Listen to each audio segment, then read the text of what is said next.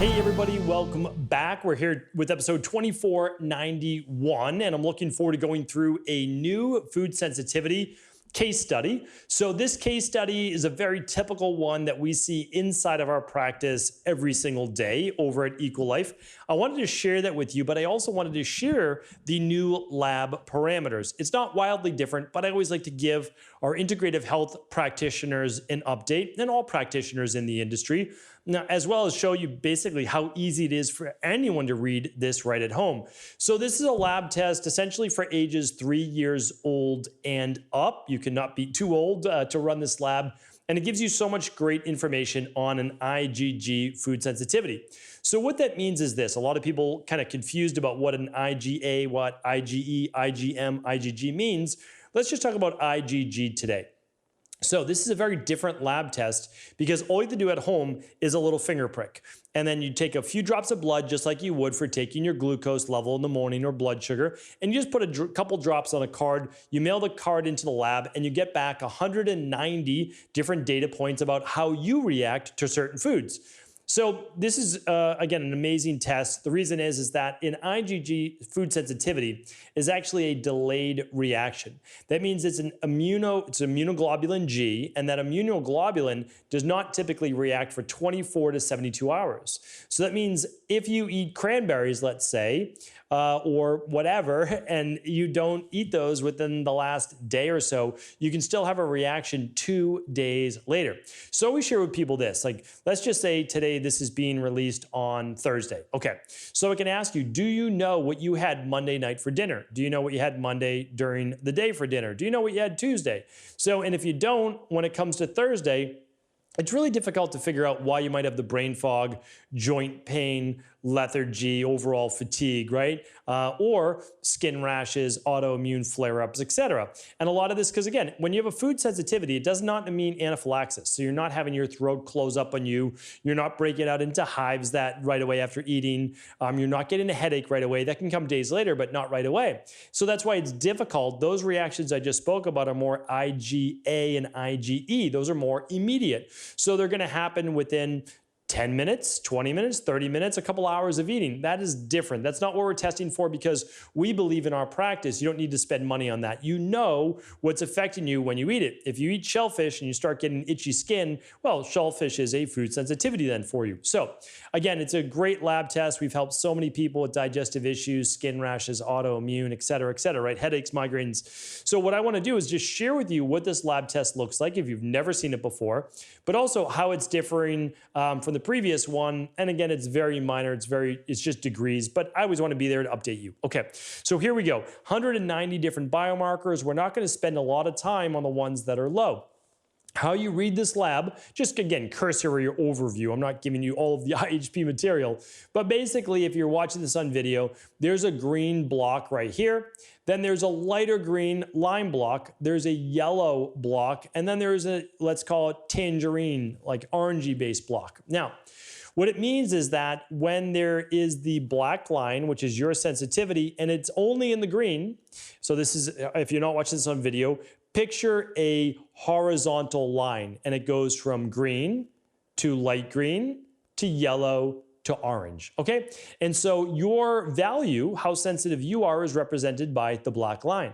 Now, since foods are foreign to the human body, there's going to be some level of reactivity. It's quite small.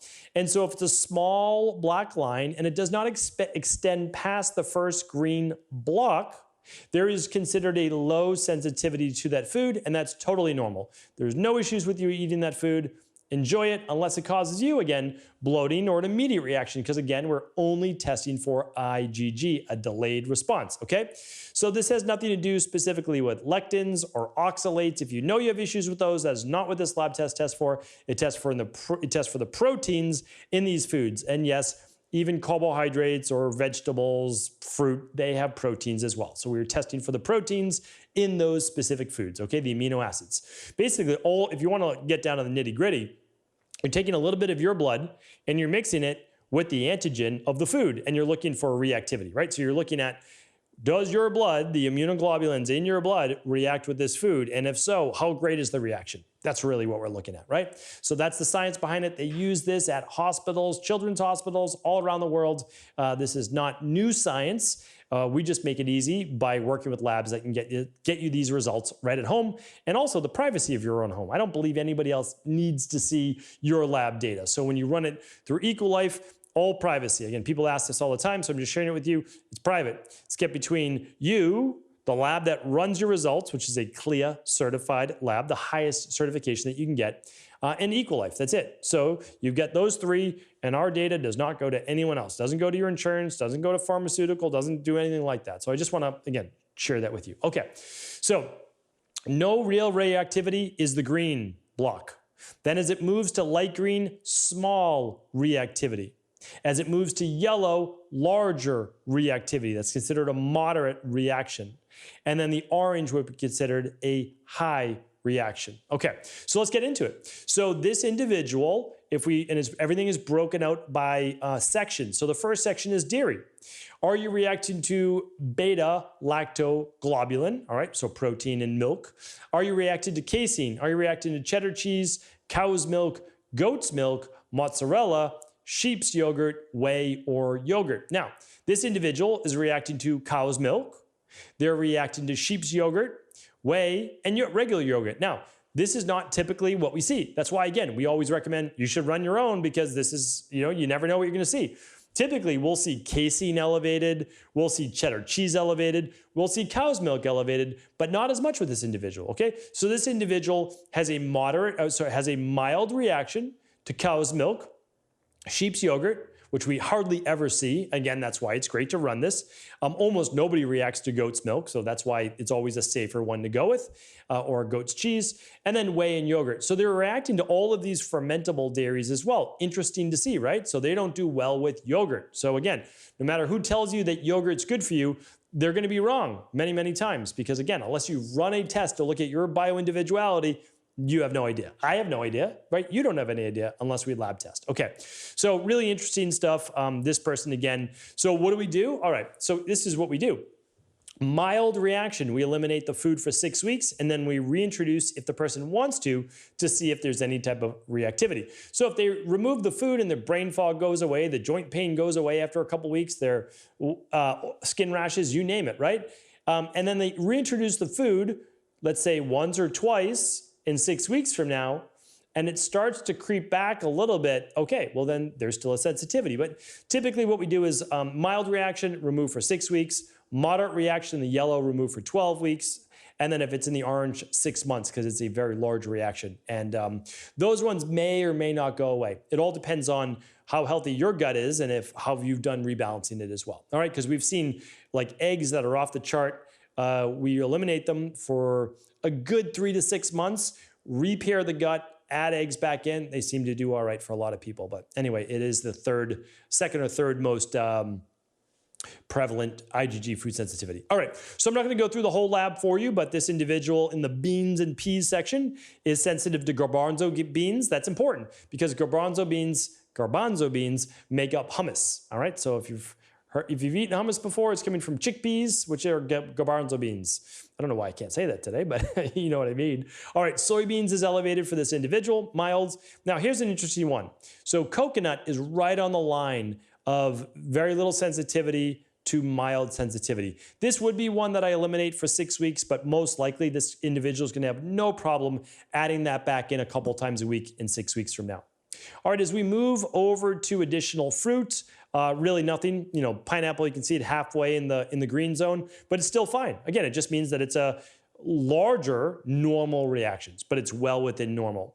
When we go to grains, some people don't do well with grains, but it does not have to do necessarily with an IgG food sensitivity. It may be lectin based. It may be, overall digestion from the fiber because their gut's imbalanced, right? So that's why, if you eat, this person has very mild on amaranth, but if you eat amaranth and it causes you digestive issues, then again, that's a digestive sensitivity, and that's a big difference from a food sensitivity. You know what? Why don't I link that up today? The difference between digestive sensitivity and food sensitivities. So if my team can link that up at stephencabral.com/2491, that would be amazing. All right, and of course, this lab is completely redacted. We never share any client information. All right, so then we move over to the rest of grains, great. Fish and seafood, this person has no sensitivities at all to fish and seafood from an IgG perspective. Again, an IgA is a different story. If you eat fish and you get hives, I'm just letting you know that's an initial reaction, and it's good to look at both. All right, this person's doing really well on eggs, and again, that's great to see. Now, here's one that I was looking for one of these. Almonds is in the orange. So this person has a big sensitivity to almonds, and almonds are super healthy for you, right? Well, maybe they are, maybe they aren't. In this individual's case, they are not healthy for them. Every time they eat almonds, they are causing a large inflammatory reaction from IgG. Super important to look at that. All right, mild reaction to cashews. So almonds will be taken out for 6 months. Cashews will be taken out for 6 weeks. All of the rest of them look totally fine. We'll move on to their vegetables. And again, you're getting, there's a lot. There's at least a dozen of nuts and seeds they test for. Vegetables, there's probably 2 dozen or so that they test for. This person has just mild sensitivity to garlic, but I shouldn't even say mild. It has normal, but a little elevated sensitivity to garlic, but really no big deal here at all. All of that looks good. When we get to herbs and spices, there's no issues with herbs and spices. They test about 15 to 20 herbs and spices, everything from tarragon to thyme to black pepper, cilantro, you name it. So really, really beautiful lab on this. All right, bromelain, good. This was elevated too. I like to bring this up. We see bromelain quite elevated on a lot of these labs. And, I don't know what to make of that quite yet. Of course, we know that bromelain comes from the enzyme inside of a pineapple, but it's also used in nutritional supplementation as well.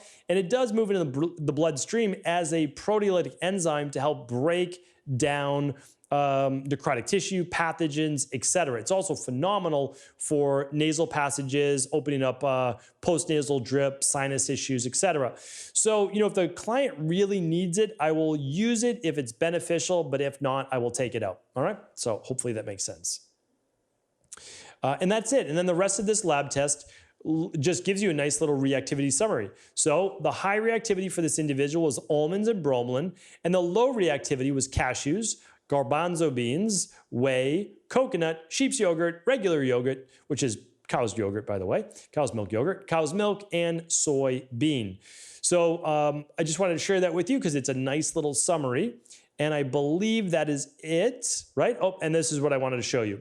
So now the new difference with this lab test is for the visual people, that's why I love lab testing. For the visual people on this lab, green, light green, yellow, orange. You want to be in the green, all right? Light green, mild. Yellow, moderate reaction. Orange, high reactivity. Okay, and so here's what I want to show you though. That's all a graph, no numbers. They used to do numbers and graph together. Now the big difference is they just broke out the numbers because they didn't want to confuse people with all the numbers. So here's what they did. They're going through the same exact categories. Like it literally looks exactly the same. But now they're just showing you not significant means like normal within the green, and it's a low reactivity if it's in the green-yellow, right? That lighter green color. And it gives you the actual number to see how reactive you are. But the truth is, you can very easily see that just by looking at the graph. So for practitioners, have no fear. It's the same exact graph, but now they separate the numbers out below. For the people that are a little bit more analytical, again, they even use the same colors. If you look at almonds, you want to be less than a 1.84, and this person's almost a 10. So they're like almost a 10x where they should be. So obviously almonds are very sensitive for this individual.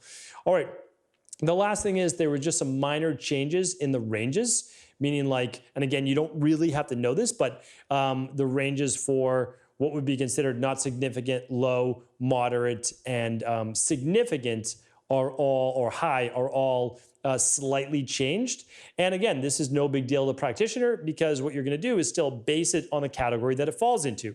So why would a lab do that? Well, the truth is the more data you get, the more sensitive you can make your lab. So if this lab runs, let's say 10 million food sensitivities a year, well, after 10 years, 20 years, 30 years, they can get even more sensitive in what is normal and what is more reactive. And so I love that. Again, like that's how the industry should be. You shouldn't stay static. So again, even with our formulas, if we find a way to like tweak it a little bit, or there's more research that says, hey, add 50 more milligrams of thyme or 50 less milligrams of thyme. Well, that's what we're going to do. It still works. Again, this lab worked 10 years ago. It works today. But if you believe in real science and true science, well, then it's not static and you're going to be able to tweak that as needed. All right, the last thing I wanted to share with you on this, and again, IHPs, any questions, just let us know. But they give you all the ranges right here, nicely broken out. So don't confuse your clients' IHPs. The best part is really these graphs. Green is good, light green, well, mild, yellow, moderate reactivity, orange, high reactivity. Now, they give you one additional page, and they actually look for yeast and Candida albicans as a reactivity to that.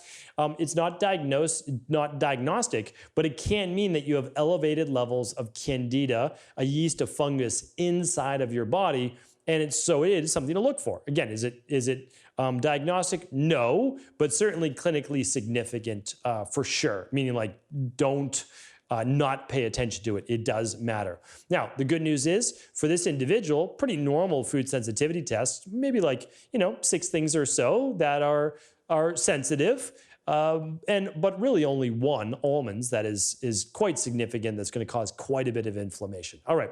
So Candida albicans, and again, that's super important because if this person was drinking almond milk every day and they were eating almonds, 4 or 5 times a week, well, they're creating quite a bit of inflammation in the body. And then that's going to end up as whatever you're genetically predisposed to or more at risk for: the brain fog, the skin rashes, the migraines, the headaches, the joint pain, the lethargy, the low mood, etc. Right? So again, it all affects us a little bit differently based on our genome, based on our SNPs, actually. Okay. So this person shows, again, it's still green, light green, yellow, and then orange for the bars. And this person is in the green on both yeast and Candida albicans. So again, no clinical significance there in terms of elevated levels. We like that. So if we match that up with their Candida metabolic and vitamins test and they're low on Candida or yeast and fungus on both, very safe to say that this individual is not dealing with a yeast and fungal based issue. So hopefully this was helpful. I'm always happy to answer questions. I love being able to do case studies for you. So hopefully this was helpful. Of course, if it was, do feel free to share this with anyone you believe it can serve. And IHPs, we will put this inside of your level 2 food sensitivity module for continuing ed. Take care, everybody. Have an amazing day.